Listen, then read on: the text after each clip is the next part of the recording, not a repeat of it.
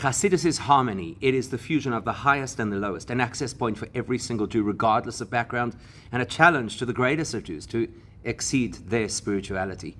That is why the Alter Rebbe's liberation happened in such a way as to express what Chassidus is all about.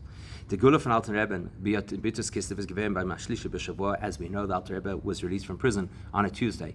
That's important because, as you see, the Alter Rebbe writes about it in his famous letter, as in Yom Shulch Bo Boiki Tov Yutas Kislev. That day, that year, Yutas Kislev was on the date where Hashem said Tov, good, twice in the creation story, which is a Tuesday. The Alter Rebbe says, as he was reading Tehillim 55, quoting the words of King David, who says, "My soul has been redeemed peacefully. Yatzasi b'shalom, I left the prison peacefully." Now, peace is a key theme of what Chassidus is all about, not just what the liberation was about. So, the fact that the Alter Rebbe is the one who emphasized that his liberation occurred on a Tuesday, the day with the double good associated with it, is verstandig Pashtus, makes it clear to us as the Teichen von der Gula Yutas Kislev at Ashayches zum Teichen von Yom Shlishi B'Shavua, that the theme of what Yutas Kislev and Alter Rebbe's liberation is all about is reflected in the theme of a Tuesday. So let's understand what a Tuesday is and get a deep understanding of what it meant for the Alter Rebbe to leave the prison. In a nutshell, it's as follows. We know that when the Mashiach told the Baal Shem Tov that he would come, when the wellsprings of the Baal Shem Tov spread to the furthest corners of the world, which means to share and propagate the teachings of Chassidus, that really took off after the Alter Rebbe was released from the prison in Petersburg on the 19th of Kislev. So therefore, whatever happened at the time of the giving of the Torah, which is that the giving of the Torah had to be bound to the significance of the number 3, and that relates specifically to the time when the Torah was given. Matan Torah was given b'yom Kislev, was on the third day after the Jews began to prepare themselves to receive the Torah. B'yarchet Kislev, in the third month of the year, starting from Nisan. Is given by Mgila from Pinimis HaTorah B'Tus Kislev. So if the 19th of Kislev is the day of the explosion of Chassidus in the world, it's the day when Chassidus was given to the world, as is given was the same kind of thing that was also related to the number 3 in two ways. Aleph and Chodesh Kislev. Firstly, it's the month of Kislev. Vos is Diachet Lisov from Tchilas Hashanah. That's the third month from Rosh Hashanah. And Beis B'Yemet Lisov Yom HaShlishi B'Shavua. And just like the receiving of the Torah was after 3 days of preparation, the Alter Rebbe's liberation, which leads to the precipitation of Chassidus in the world, that happens on the third day of the week, a Tuesday. What's the significance of the third day or the number 3? So let's explain what happened first when the Torah was given, and then translate it into the giving of Chassidus. The Iftu from Matan Torah is the great achievement of Matan Torah was not just simply information. The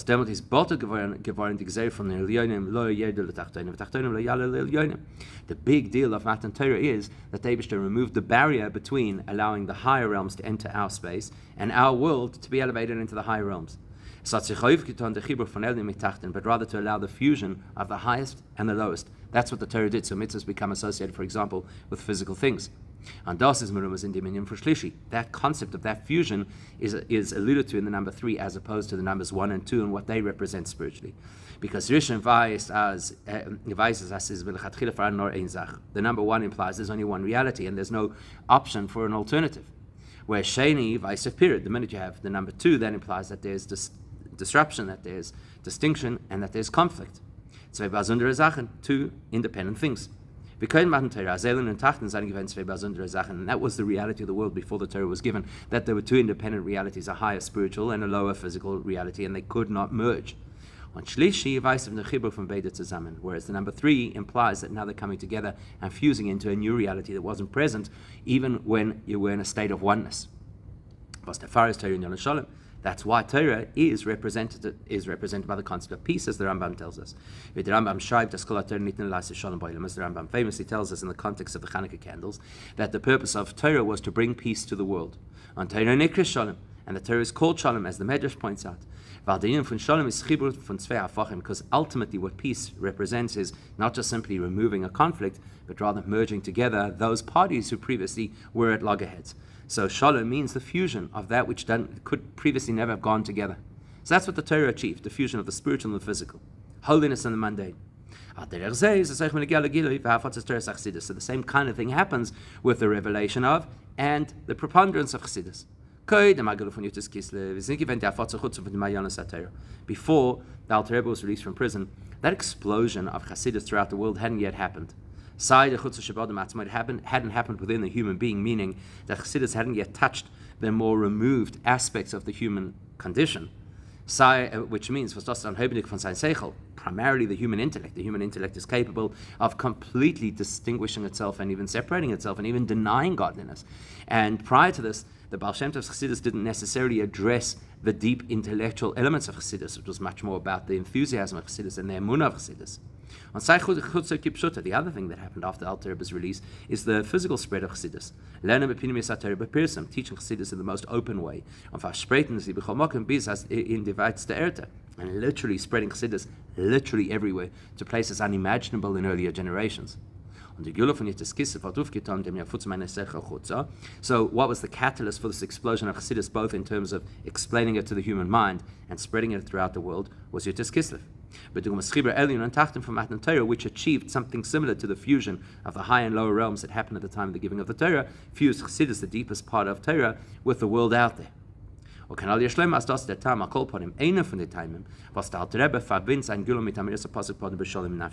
And this is a reason, at least one of the reasons, that the Alter Rebbe links his liberation specifically with that pasuk of Pada B'Sholem, because that's what Shalom, what peace is all about, not just simply escaping torture or difficulty or challenges, but bringing together the opposite ends of the spectrum so that they can work in cohesion. Which then links us to why it is so important that Yotis Kislev was on a Tuesday, the day of the double goodness. Was Alter Rebbe is medaik me'michtav has mentioned that Alter Rebbe was specific in his letter to point this out. Not only did the Alter Rebbe want us to know that he was liberated on a Tuesday, but he emphasized this is the day where the Eibishter infused a double goodness into the day. Why is that so important? Well, that double expression of ki tov twice, as we well know, represents that it is good in all realms. Tov lashamayim un, right? And v'tov lebrias. That it was good for the spiritual realms, good for the holy world, and good for the human world. Vasatev kofel is an for chibur elyon v'tachten. When it is good for both sides, for both parties, that implies that they're both sharing an experience, and therefore they're both in harmony. The tov is v'chibur over yachad l'shamayim v'librios. It is something which is of goodness for and simultaneously in the higher and in the lower realms. So that double goodness, the fact that something could be equally good for the lower realms and equally good for the higher realms, is something that Chassidus expresses more than any other part of Torah. Because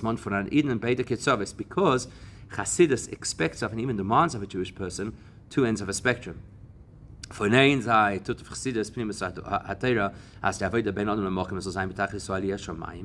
one hand, Chassidus pushes us that our avodah, how we connect to the Eibishter, should be in the ultimate state. So that's good l'shamayim, it's good for the spiritual realms. That our spiritual service of God should be completely infused with the unique perspective of Chassidus and the life that Chassidus injects into it. And on the other hand, one of the key elements of Chassidus, that we should have absolute love for a fellow Jew, even a fellow Jew who has very little qualities to bring to the table. As we very well know, the Alter Rebbe explains in the 32nd chapter of Tanya. So what is Chassidus? Tov l'shamayim. It improves our spiritual connections, but Tov l'brios, and it improves our communal and interpersonal connections. That's what Chassidus does. It harmonizes and fuses the two ends of the spiritual growth spectrum. There's another element to it. Noch ein inyan in them. The avodah of Chassidus is azah, was a shayich. The nature of what Chassidus expects of us is something which is relevant. Not only is it relevant to, but it encompasses every kind of Jew. Whether that Jew is so advanced that they are, so to speak, in the spiritual realms, and even the Jew is completely not advanced and is really considered just somebody who has very little to contribute. Because the Alter Rebbe is madish gleich in dem Shablat von Sefer HaTanya. Look at what the Alter Rebbe emphasizes on the cover page of the Tanya. That this concept, what Chassidus is going to teach us, which is essentially love of Hashem, is absolutely accessible to every person in your mind, in your heart, to be able to do it, as yede idarfis, which means that every single Jew has to acknowledge the inyan von, as this is a lecha farim korev moed inyan von avodas Hashem, that to serve the Eibishter is absolutely accessible and easy to achieve. With Alter Rebbe is mamshech gleich v'ashar u'marich v'habir b'sifroi. Sefer HaTanya, and the Alter Rebbe immediately alludes on the cover page how it's going to happen, and then in Tanya goes into the detail, the different paths that we could take to achieve this, whether it's the long, more involved path or the more accessible path. But the point is that serving the Eibush is completely accessible. So there the Alter Rebbe is addressing the simplest Jew. Says the Alter Rebbe Madgish, and yet on the other extreme, the Alter Rebbe emphasizes that even if a person is extremely advanced in their spirituality, they're already, so to speak, in the heavens. The Alter Rebbe says if a person gets into a routine where they do things in a particular groove because this is just how I do things, and the person is not pushing themselves to advance, the same Alter Rebbe says that person is considered now not serving the Eibishter. So the same Alter Rebbe who opens the door to every single Jew and says it's absolutely accessible, demands of the Jew who's done really well in their spiritual progress don't get stagnant. And we always have to push ourselves to be serving the Eibishter in present tense, which means to go beyond what is natural and normal for us. And not only that, because the overarching theme of Tanya is that all of Avodas Hashem is absolutely accessible, that means this too. Because a person might think, since I've already made such incredible progress, I'm in a spiritually advanced state. How can you expect of me and demand of me that I should go even further than this? Nobody else is even close to my spiritual level. So you'd think to push ourselves beyond that level of so-called perfection would need a tremendous amount of effort and special resources. Says Alter Rebbe, Karev Me'od. You have those resources. Every single Jew can completely advance themselves even from the highest level.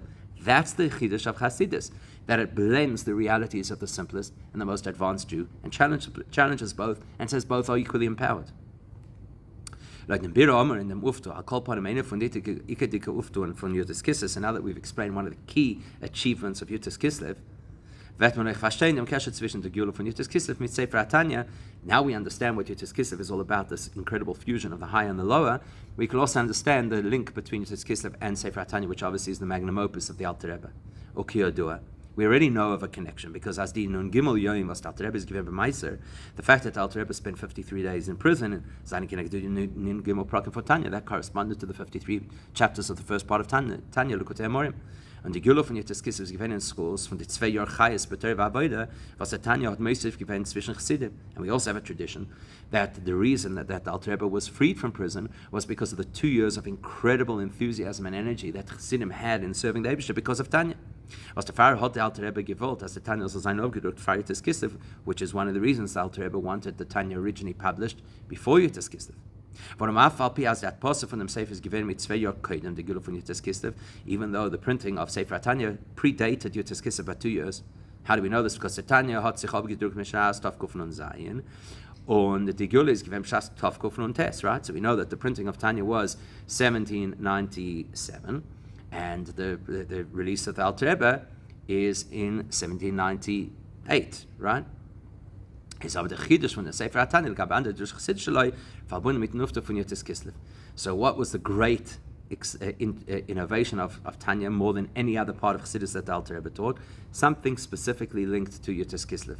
How do we know that? Because Yutis Kislev is linked to the story, 53 chapters, and the schus of the energy of Chassidim is what got the Alter Rebbe out of prison. So what's the connection? So to understand this, we know that there's a unique title that we use to refer to Tanya. We know that our Rabbeim used to say, as Tanya that Tanya is the written Torah of Chassidus. Now, if verstandig bepashtus is the Torah of Chassidus, if in Sefer HaTanya, not der Fall, was der Alter Rebbe otim allein geschrieben. So you immediately think, okay, the reason why we call Tanya the Torah of Chassidus is because the Alter Rebbe wrote it personally. Nicht wie die durch Chassidus was gesagt balpe, unlike his other Mamorim, which he said verbally. Und sie seine Verschiebung geworden durch seine Talmidim, and his Chassidim recorded those Mamorim, etc.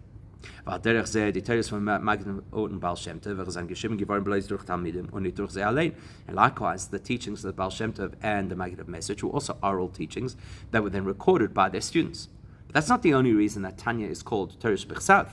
There's a more important reason. Now, Val the Yachas from Sefer Tanya to Chassidus, because the relationship between Tanya and the rest of the body of Chassidus is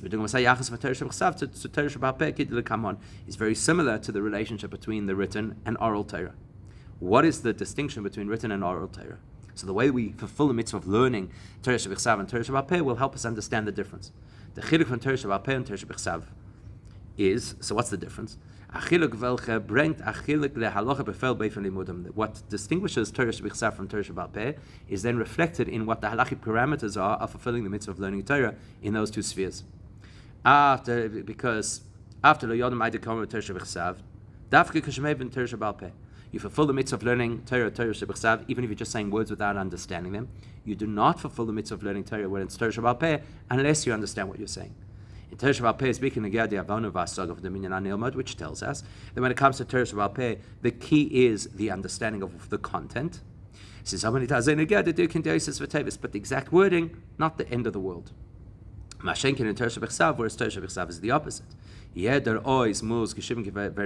Every single letter has to be written perfectly. And the most important part of that area of Torah study is actually reading those words, even if you don't understand them. So we could say that is something that was achieved originally by Matan Torah.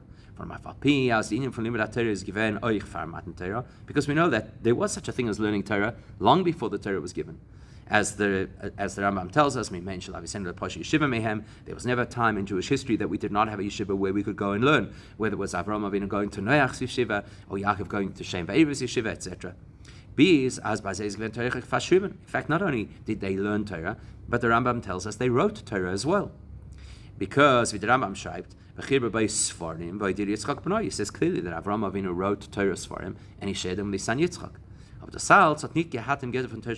So in spite of the fact that there was information that was recorded in written form, it does not have the value of Torah Shebechsav, which is not just simply about the fact that something is written, because the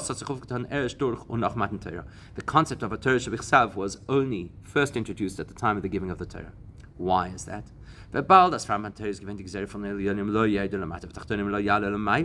Because, as we've already mentioned, prior to Matan Torah, there was this barrier that did not allow the higher realms to enter our space or our reality to be elevated. So that reality translates into the Torah. There was the higher part of Torah, which is the intellectual content of Torah, that was available before the Torah was given. But that intellectual resource could not actually enter the physical space. It couldn't become part and parcel of whatever words were written. Yes, they were written. There was a record of those words. But as that those words then become a Torah scroll, something which is holy, that concept did not exist prior to the giving of the Torah. Only after they should remove that decree and barrier. Then there was the possibility that the higher realms could enter the lower reality. The Torah could translate into things that are actually physical, that we actually do. You could have a written Torah. You could have a Torah where the script is divine script. You could hold a Torah. Now you're holding a holy item, not just a page that has holy content. And that's not chas v'shalom to suggest that now Torah had been degraded in some way and therefore was accessible to the physical. Now, if Torah is in Maise and Ksav, is das michtav elikim chibra elyon and tachten. But you could have written Torah that is considered divine script. That means it was a fusion of the holiness of Hashem, the infinity of Hashem, in the finite mundanity of the world. That's Torah Shebechsav. That it's able to bring godliness into every single letter. But there is in Sefer HaTanya, the Alter Rebbe did something similar with the Tanya.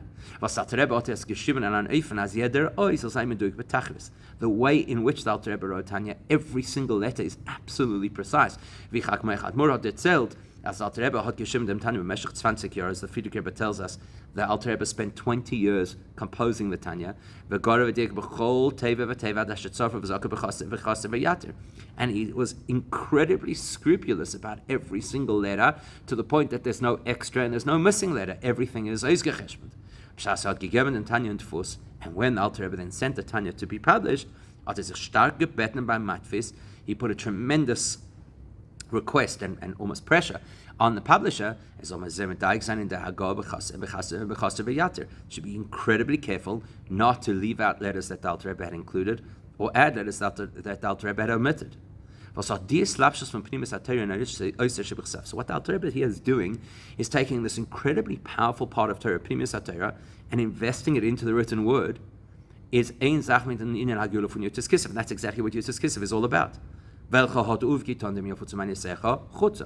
The whole objective of Yotis Kislev is to be able to take the deepest well springs of Torah, spread them to the furthest places. As the Mayona Shabbat on Narakom Bizin Chutza, that the well springs of Torah, by nature, a spring should not be able to reach the outside. It should at that point become a river or whatever. And here the chap is to take the wellspring itself and share the wellspring with the furthest reaches, to take the depth and essence of Chassidus and share it right across all spectra of society. On Punkt Vidas when it gets to Torah Shabbat. So exactly what happened with Torah Shabbat, that David invests his kedusha into those words. As nit know us in here is called ganz Torah Shabbat Peh. Not only do you have all of the information that would later extrapolate out into Torah Shabbat Peh, lekamida de loremis barai says, as we say in the Zohar, that there's nothing that exists that was not already alluded to or incorporated in the Torah in seed form. Was später is galig geworden, but later would come out in the open. Now, but what's interesting is what Matan Torah did is it even took information that had previously been taught before the Torah was given and now brought it into the space of fusion, into the space of holiness. Is when it gets some Sefer HaTanya, and the Sefer HaTanya does the same kind of thing. As in him, not only did the Alter Rebbe incorporate in Tanya all the information that would later be developed in the rest of Chassidus Chabad, but he also brought into the Tanya even information that the Alter Rebbe had already taught prior to producing the Tanya. We could take it further than that. Seeing as the Alter Rebbe, the Baal Shem Tov and the Maggid of Message never wrote their own Torah, it says, the records of their teachings are like Torah Sheba'al Peh, recorded by their students. But what the Alter Rebbe did is he took those principles taught by the Baal Shem Tov and the Maggid of Message in seed form, and the Alter Rebbe transferred them to us in a way that we could understand and we could process. On Hoibedek with Sefer HaTanya, first and foremost in Tanya, which means that the Alter Rebbe, like the Torah Shebichsav, brought in all the information from earlier and incorporated it into this fused reality of the Elyonim and Tachtonim together. The Alter Rebbe does the same. He takes the teachings that preceded him from the Baal Shem Tov and the Maggid of Mezrich and brings them into the Torah Shebichsav of Tanya. So from Kol Analis Verstandig, the Gödel Leinen Vayila V'chula from Libet Sefer HaTanya. Now that should really clarify and emphasize for us how important it is to learn Tanya, Torah Shebichsav and Torah Chassidus, which is the written version of Chassidus. Because when we're learning Tanya, obviously together with the rest of Chassidus, that will open the gateway to be able to learn Mashiach's Torah very soon. Where obviously Mashiach's Torah is the deepest Pnimius HaTorah. Rashi, as Rashi calls it, the secret reasons behind the mitzvahs and the treasures, the so-called hidden treasures of Torah, and we'll be able to learn that Mipiv Shel Mashiach directly from Mashiach himself. Bimheira, B'yameinu, Mamash should happen immediately.